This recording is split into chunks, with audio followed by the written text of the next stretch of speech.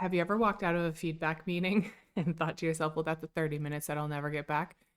And it's not because you hate feedback. It's not because you don't like the person that you were talking to. It's because they just gave you a vague list of some random items that were on a checklist that they were given by their predecessor. And whatever you did in your class didn't match the checklist.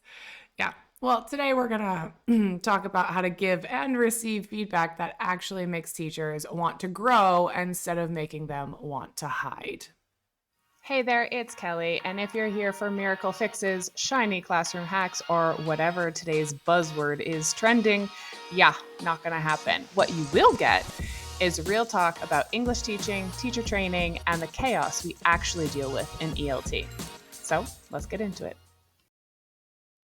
So let's talk about that broken feedback loop because I've been on both sides of these meetings, both sides of the tables, first as a new teacher, and I'd leave feeling so small, so confused, and wondering if I really made a huge mistake moving into this career because I am a career change teacher.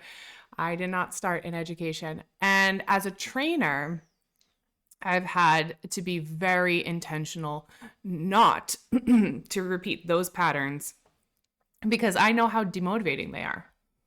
Horrible, horrible. And hang on. Hydration.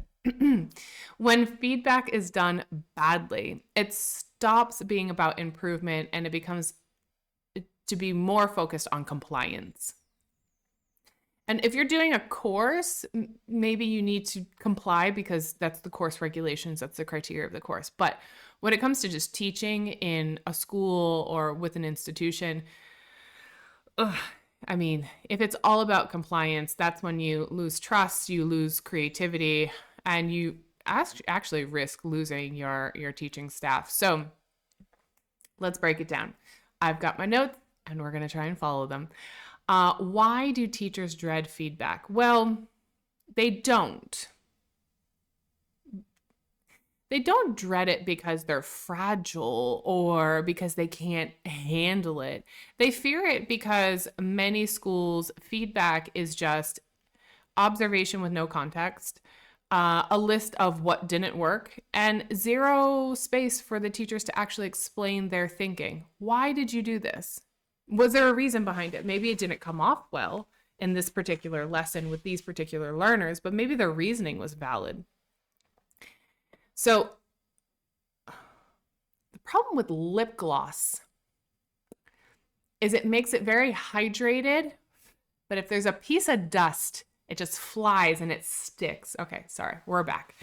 And when the person giving feedback doesn't understand the why behind the teacher's choices, it's not developmental. It's judgment dressed up as guidance. So there is a ripple effect of how bad feedback changes teachers' behavior. And that's the real danger because it doesn't just hurt feelings. It can, which is not optimal, but it changes practice in the wrong way, specifically teaching practice. So teachers start teaching safe lessons because they want to avoid criticism. They don't want to deal with it anymore. And they stick to these rigid lesson plans. They stop trying new activities and they choose the most risk-free approaches.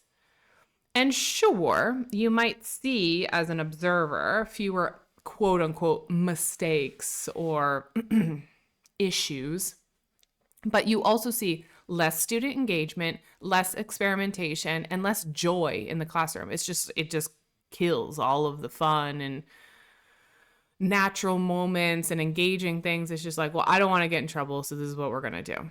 So here's an example.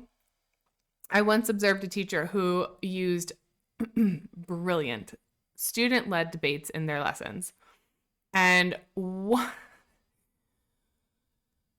just like really fun and interactive, but if we can call them a coordinator, but told them that it was too noisy and it was hard to monitor. Guess what? Never did it again. Their lessons were quieter, but they were also dull and less interactive. If people are loud, not loud, screaming loud, but if there's just some commotion going on, maybe they're engaged with it. So give them some rules about volume control or grouping, or maybe use the space differently, but don't kill the engagement just because you think it's noisy. Like what's the expectation if you jam classrooms full of students? Let's break this down for a second, how ridiculous this was. If you jam classrooms full of students to increase your profit, and then when the students are actually engaged and talking, because that's what you need to do, learning a language, you have to communicate, and it's orally, so sound comes out, and you've got 20 people in a classroom, what's the expectation? It's going to be loud. Then don't jam your classrooms. I have a bone to pick with that person. Anyways, next. Good feedback. So rant over. Let's focus on good feedback. Let's try and be positive. It's a whole new me. Whole new me trying to be positive about things. Anyways. So we have to shift from policing teachers to partnering with teachers. So good feedback starts with a conversation, not a critique. Before you give, if you are observing or you're trying to be a tutor or you're trying to be a trainer, before you give advice, you need to find some things out. First, what was the teacher aiming for in the lesson? What worked better than expected? And where did they feel that things got off track? That needs to come from them first. Not you starting off with it. What are your impressions? And when you start there, the teacher leads the reflection. You become a collaborator and you're not the judge. So I sat with this teacher once after a really challenging lesson. And instead of just jumping in with my notes and be like confirming all of the anxieties that this person was clearly having, I asked what they'd been trying to achieve. Turned out they'd been testing out a new activity and weren't fully confident in it. And so I can't punish people for trying new things because I'm the biggest proponent of that. I'm always saying, try something new, try something different. Let's, go outside the box, poke the system a little bit, try to make it break. I'm that person. And so I would be such a hypocrite if I sat down with this person and said, oh, you were trying something new. Well, it didn't work, so don't do that again. No, it completely changed my approach to how I was going to talk to this person because we focused on tweaking the activity instead of abandoning it, because I don't want to discourage teachers from experimentation. But they do need to know when it's not successful and what aspects of it were specifically not successful so that you can then try and implement it better the next time. So if trainers would just kind of move their ideas from correcting to coaching, there's some benefits there, but we also have to have some practical language shifts. The way you phrase feedback matters. Let me say it again, louder for the people in the back. The way you phrase feedback matters. I've had a trauma. I've had several. And I just laugh because I'm crazy, but I've had traumas of receiving bad feedback from people that I respected in the industry, and I didn't know what to do with it. And so it's kind of like, well, was that a personal attack? Was it like, what am I supposed to do with that comment? Phrasing matters. So, let's say a person completely failed. Instead of saying you didn't manage your time well, try saying, you just like, it's just, that doesn't help them. Like they know, teachers know. They're not stupid. I'm not going to say like, oh, you didn't manage your time well. And they'll be like, oh, shocking. I didn't get through all my activity. Like, obviously. Like, don't state the obvious, okay? Try this. Say something like, what do you think affected your pacing today? To make them think about it. Like, why? Why did it happen? Clearly it happened. It's no, the teacher's not oblivious to it. And then I would say something like, here's what I've seen work with a similar activity that ran too long. Give them a suggestion. Maybe this will work next time. Instead of saying, your students were confused during your instructions. Thank you, Captain Obvious. Like, it's just that not going to be helpful.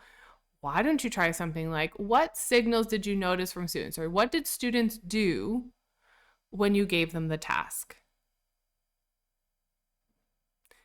So let's look at it, ways to check understanding that fit your style. You know, like give them some like options, like, okay, you recognize it, I recognize it. What did the students do? Okay, so the students weren't on track. So then what could we do? So the difference here is one closes the door and the other one opens it and invites the teachers inside and says, all right, let's figure this out together. So if you're the one receiving feedback, professional advocacy and action. Yeah. So if you're on the receiving end of feedback, you can steer the conversation toward clarity. This is something that I was scared to do in the beginning of my career, for sure. But things that you can ask. What was the goal of this observation? What do you think I did well? Can we talk about what might work for my specific context? Start pushing back. Not pushing back because you're being defiant, but pushing back when someone is giving you feedback and they're trying to just fit you into criteria boxes instead of actually helping you develop. Say, no, like if we're going to do this, maybe you don't feel comfortable doing this because I certainly did in the beginning. I certainly feel confident now. If we're going to do this, if we're going to have this conversation and you're in a hierarchical position above me, we're going to have a conversation that actually benefits my development, not you checking boxes so that we can get out of this in 20 minutes instead of 45. And it's not being defensive. It's taking ownership of your growth, because it sends a subtle but powerful message. Like, I'm here to improve, but I need you to be specific and I need you to give me actionable guidance to do that. You can't just check boxes.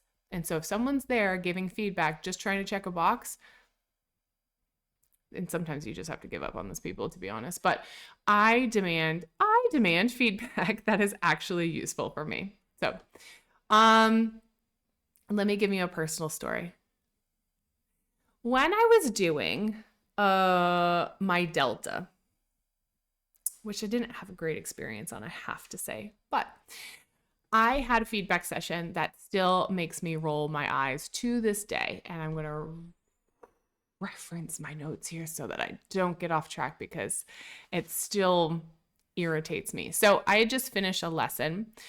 And instead of discussing like my aims, my choices, how it landed with students, the tutor decided to walk me step by step through an invented lesson plan, and then compared my lesson plan to their lesson plan every step of the way.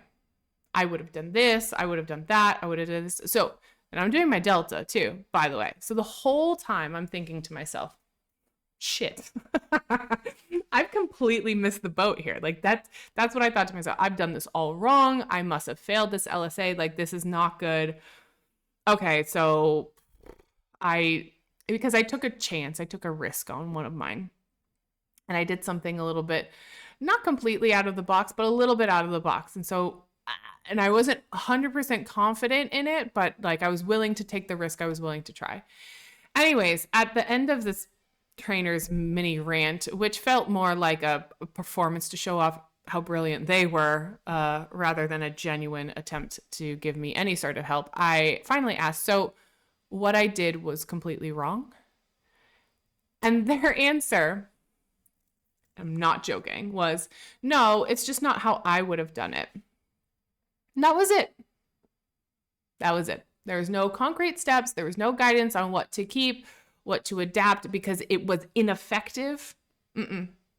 Just a very long and very useless comparison exercise. And that was the problem. Feedback that centers around the trainer's ego instead of the teacher's growth does nothing to move practice forward. And honestly, I left feeling completely deflated, second guessing myself, and with no clear step as to what to do next. So did I pass? Like, I'm not really sure. What was that? Like, I was so confused by the interaction. What leaders should do and can do differently is give concrete strategies for better feedback. So if you're in a leadership role, if you're in that position, it's very intimidating for people who are below you because, receiving feedback is a critical point for their growth. Here's a checklist. If you're in that position and giving feedback, ask first. Ask first. Find out the teacher's goals before you give input.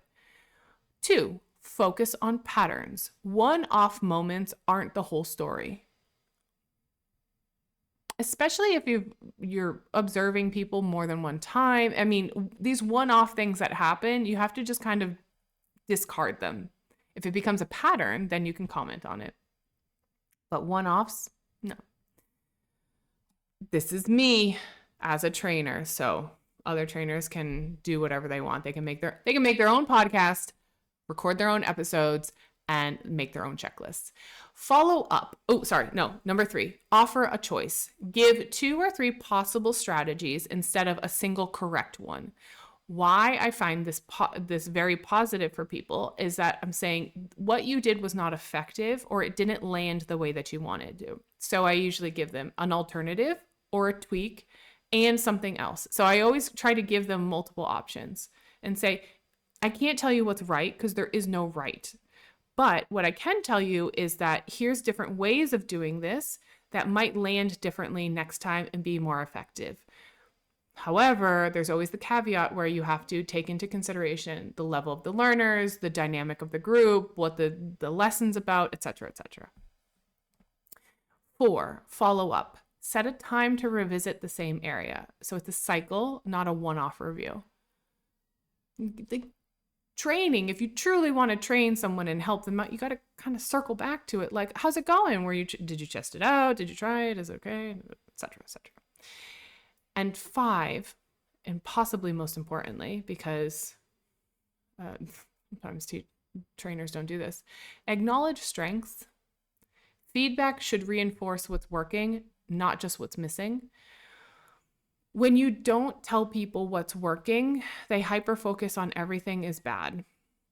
And so just like with students, we need to give them feedback of, here's the language that you used that was really great, and here's some things that we need to modify. You got to do it with teachers too. Here's some things that you did that were really awesome, and here's some things that we need to change, and here's how you can do that. And here's some options. Good luck next time. We'll circle back in about a month. Feedback is one of the most powerful tools that we have in education. And if we start using it as a weapon, as opposed to guidance, it's going to go bad in every imaginable way. So when we shift from policing to partnering, from pointing out mistakes to building on strengths, we don't just make better teachers, we create schools where people actually want to grow. So whether you're giving feedback or getting it, aim for clarity, collaboration, and care. Be careful on how you phrase things. And if you've got a story of the best or possibly even the worst feedback you've ever had, please feel free to share in the comments. We can all learn from it. That's it for today. If you want more, I've got binge-worthy playlists right here on the channel. You can also grab some resources at kellypenningtonelt.com, Instagram at kellypenningtonelt, and yes, even LinkedIn, where I do my best impression of being professional. Links below. See you in the next one.